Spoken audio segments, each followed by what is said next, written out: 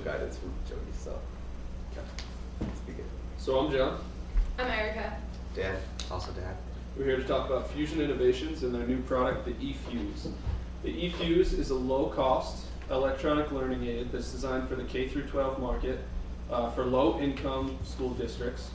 It also includes special education and ESL programs. The purpose of the product is to increase the learning and organizational skills of students, which in turn increases their standardized and in-class test scores. After we did some research, we found that teachers in about 2 years are looking to institute some kind of electronic learning aid into the classroom, so the timing for this product is pretty spot on. We're seeking $500,000 in seed round financing and $4 to $6 million in the future for round A.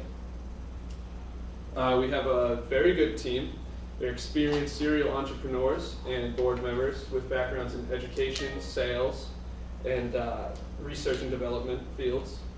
So we have a competitive advantage over any other small business that would like to take on this niche. We identified the problem as threefold.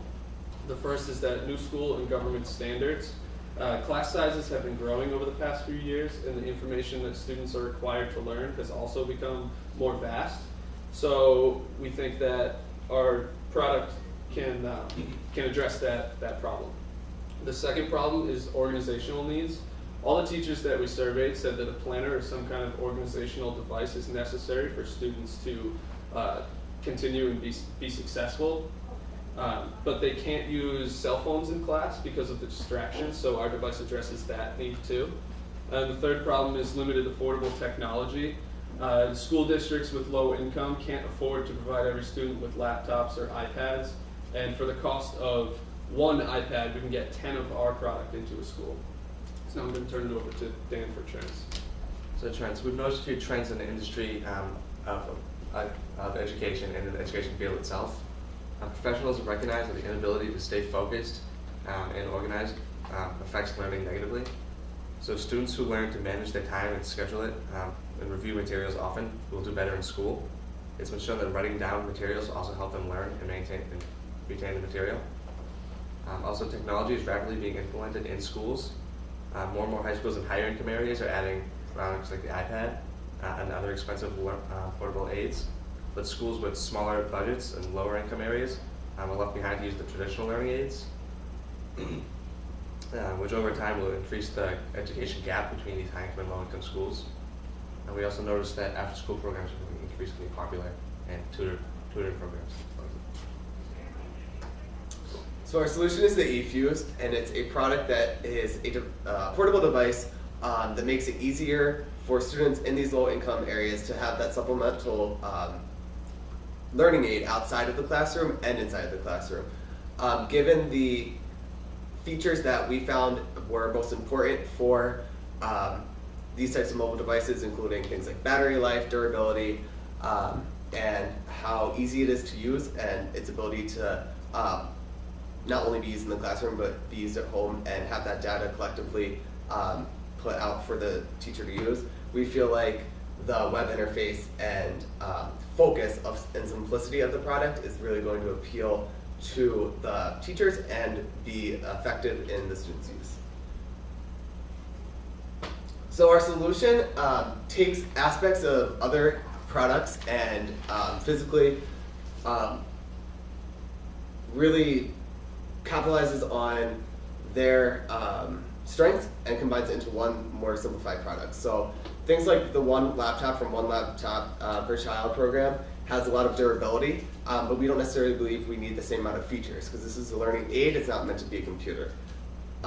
The portability and ease of use of the Study Buddy made by Brainchild, we believe this is something similar to what we'd be looking for. Obviously ours has some different features including the touchpad and the stylus and all of that to help focus on the learning experiences of the students, but ultimately ours is going to be a lot more simple than these, even from graphics to the web interface, and will as a result be lower in cost. So this is just a brief example of what we're looking to develop for web. We have the student homepage where They will be able to access posts from their teachers. They will be able to access their planners, their classes, and other information from the school. They have specific class pages, so similar to what you may see on a Blackboard, but simplified in that it will address the subjects and the stacks themselves immediately and specifically for the student. And then we have the web interface and backup, so they can look at some of the actual results of the data and they can see how to tailor and focus the lessons from there. So our competition includes a variety of software, planner software, and actual devices, and we ultimately feel like we take aspects of these and really combine them to create more of a comprehensive and, like I said, simplified product. So, good. So our competitive advantage is really the low cost, and when compared to things like Quizlet, it's the complement that it offers to our learning while in the classroom and outside of the classroom. So as opposed to Quizlet, where it can be for a specific student, this can be for an entire class, and it also is more in line with state standards and the class requirements and school requirements than Quizlet would be, unless that teacher tailored it to the needs of the school versus the needs of the class and the individual. It is really affordable, and in doing so, provides an opportunity for equal access for all of the students in that grade. So as opposed to some of the iPads or even things like Brainchild Study Buddy, which cost $99 initially and seemingly is affordable, it really has been used. And I actually attended a webinar on Brainchild, and oftentimes the teachers who did testimonials said that they rotated it between classes. So they just had a set of study buddies, and we think eFuse can really be available to like grades at a time and not necessarily just those classes, providing a lot of information on the data that the assignments produce and allow increased retention of knowledge and interaction with the actual device. So actually writing it as opposed to the Brainchild Study Buddy, where you're really just more clicking buttons and playing somewhat distracting games and having access to some of the other and having limited access to some of the other courses because you actually have to buy these additional cartridges. So we went out, we did a bunch of surveys through students and with teachers, and we also did personal interviews. The students' response that we got back was great. Over 64% would go out now and buy it for an everyday study aid, and 52% would go out if it was recommended by a teacher, with 15% using it just for a language class. The students were really excited about the product, and 58% would go out and buy the device right now if it was available at a place like Staples. And 74.9% saw it being in the middle-aged secondary school range. Many of our students believe that index cards were essential when they were using them for study habits. The teacher and administrator support that we got was through a survey through 75 teachers and 25 administrators, and 92% of administrators said they would buy them for their student, buy one per student, and 77% of teachers said the same thing. So what we found out from our surveys and individual interviews were that administrators didn't use cell phones in the class, which Quizlet used to use their index card, and 72% plan on introducing a new electronic device within the next 2 years. And around the same number, teachers, 92% of them did not use cell phones during the class, and 88% considered handwriting an important aspect of memorization, and 88% of them currently use some type of note cards to supplement textbook learning. In addition, counselors said they would likely to give this to students that were struggling. So market size and segments. The total size of the U.S. population for students is roughly 48 million, and that regenerates every year. So roughly 16 million new students graduate from high school every year, another 60 million enter.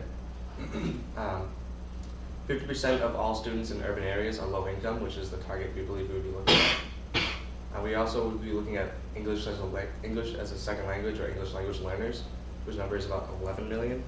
Approximately 5 million students K through 12 are limited English proficient, and another 11 million live in homes where English is the second language.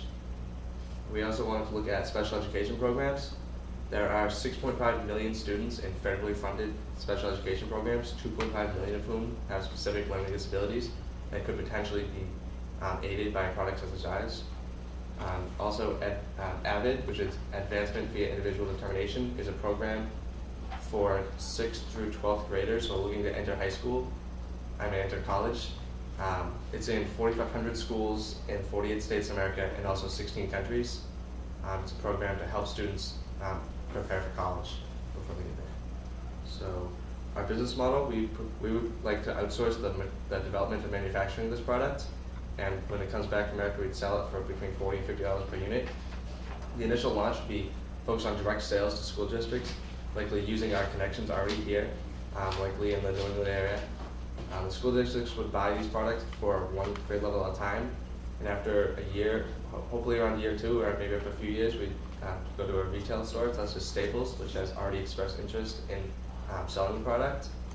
To continue our revenue stream, we would offer product extensions such as different colors, language extensions, device cases, downloadable apps, and on our website we could also feature advertising as revenue. So based on the business model that was previously stated, we feel like the projected financials would allow us to have approximately $40 million in gross profit after year 5, and about $30 million in cumulative profit at that time. It's important to note that these figures do not include anything but the cost of the device being built itself, and does not also include any potential profits made by line extensions, as well as possible like accessories or different cases and things for the eFuse. So what we're asking for is $500,000 to fund our initial opportunities. Those funds would be dedicated to finished design, prototype, web development, and increased research and development. And then eventually we would like $4 to $6 million to follow up to complete our business model. We'd love to answer any questions that you have at this time. Good job. I mean, really good job. Dan, did you say it doesn't include marketing costs? I mean, it does. It's in your P&L. It doesn't include the potential. He has all these things about like going like global, about other cases, about But the this has got transportation the- and cost that Yeah, we yeah, but mentioned. you have SG&A, you know, Yeah. 5. Yeah. Yeah. So you guys did a really good job on that, and I think that is really good. And I think your financial ask is well thought out. So I think that you got that so much better than the other people. I mean, it was very. I would urge you to kind of think about after 500,000 where that would be in here in terms of a spend, and what you would have hoped to create in terms of a value inflection point. Like, what would you have proved out at that point in time? Right. Because that's how the next set of investors Right. work. Like, nobody's gonna raise one round of capital is to Yeah. raise another round of capital. Yeah. So, you know, and this is more advanced than all the other people. So if at 500,000, when do you think that would be, and what is it you would like to have gotten done? Right. I think, 2 things on the product. I think you did a really good job of explaining, but it just got me thinking. So I don't understand how it is effective for teachers. I understand that it's, you're doing something to them, but I don't get like why their life is better or something. And I also got thinking, like, do 3rd graders really use calendars and planners? So that graphic, I mean, I don't know anything about 3rd graders, but I'm just gonna imagine like they don't have day timers. So the UI or design is gonna be like a little bit more purpose-built. Yeah. You guys need to figure out a way to up your energy a little bit. I agree. I mean, I was we thinking completely about agree that. with you. I was looking at all of us, and I was just like, we need to absolutely put our own beliefs into this Yeah. more so, and Yeah. then I feel like our Yeah. energy would be there. Yeah. Because last week, I mean, Yeah. I feel like, or the last Yeah, I presentation. think we had, it's but- like, you know, hey, look, if it's a Saturday night and you're at a party, you go up to them, hey, Yeah, no, I think we're on the same page. We're on the same Yeah. page. Okay, so, I'd love to, if we had a prototype, because I wanted to almost but bring you you know what, guys into the just grab a conversation. box of cream, grab something that you can hold even though it's not it. Yeah, Mhm. something like, Box this of is the cookies. size. Yeah. Yeah. Yeah. Now, I think you started out well, then you droned for a bit. Mhm. Yeah. Like, I think kind of, and I think, you know what happens is you feel compelled to go through every slide. This is why this happens. So I think after, and by the way, the team doesn't make you best able to win against anyone else. Yeah, the competitive edge is like, really? I think somewhere between, We don't have, I didn't have anything to say on that I slide. realize it's that just too. like- I think somewhere between the problem, trends, and solution, there's some tightening up. I think the graphic on the solution, how you did the bits and pieces, rather, that was great. I'd throw their logos in there, you know, it's like, you know, think of it this way, you're making a stew, so, oh, take, you know, some people use the shitty meat for stew, and Right. use filet, you know? Some people make, you know, Bible, you know, we're gonna make our own, you know, it's like, you're kind of, you know, so I think that's good. On the student homepage on this, I don't get it, I didn't get you into trouble, I look at that, and I'm like, you know, this would have been good in 1961. I agree. So So- is that something we could, I'd rip it out, Okay. or make it up. okay. I think your bits on the competition are good, but you don't need 2 slides on it, because you've got a little redundant. So I kind of just want Could have to. done the checklist, So I right, think- like Free Fi did, right? Yeah, I think this is better. Okay. You know, the checklist, I don't believe any checklist out. Because it's like a quadrant, oh, of course you're gonna put yourself in the top right. So, you know, Free Fi did have a checklist, I think that was really good, I just think one of them is enough. Okay. And then I think you use too much time in your survey findings and student support, and I think that's when you've drawn up. And you missed, like, how to go to market and sell a thing, like, it doesn't exist. It is a bullet point on your business model, I can promise you, I'd rather hear 3 slides on how you're gonna go to market than your friggin' survey. Like, I believe your survey, okay? Check, got it, thank you. You What found if the we market. don't believe? Yeah, we don't believe the survey? survey. Because it was. Well, The survey? Yeah. Then don't spend so much time on it. That's, yeah, you know, what you didn't do was give us the takeaway, the what do I want to think from this one slide or these 2 slides. All you did was you gave me the facts. Yeah, this is like boring anyway. Like, if you don't believe it, yeah, I don't care. You don't toss it. Don't use it. You don't have to. No one's got That's it what done I'm asking, there. if we can use But our on own go-to-market, SG&A, hello, people, And that's hello. our Yeah. bullet plan. 0, F, flunk, didn't exist, Right. bullet point on some model. You know, I believe your numbers, but I just think you left this part out. Okay. I So, agree with you. I would add that in, being in it, and, you know, maybe you need like a team rally, maybe you need a group hug, maybe you need a shot of 5-hour energy, you know. They'll be much better. Let's do it with these. They will, Yeah, no. they're gonna be telling us what they really believe. Right. I think that's They're really, not gonna use the card. that is really, If you have to do one. oh, who had the cards? Oh, Also Dan? Yeah, I'm not gonna do that. Also Dan did. Is it because you're nervous you'll forget? Is it because, is He it did, and to then he make went off of it, and then he went back. you, is it to make you feel more comfortable? Just make sure I didn't forget anything. Okay, so You know what you could do, you know, you could type something up there if you want, you know. But your eye's gonna be out here, and, you know, I'd go with group hug.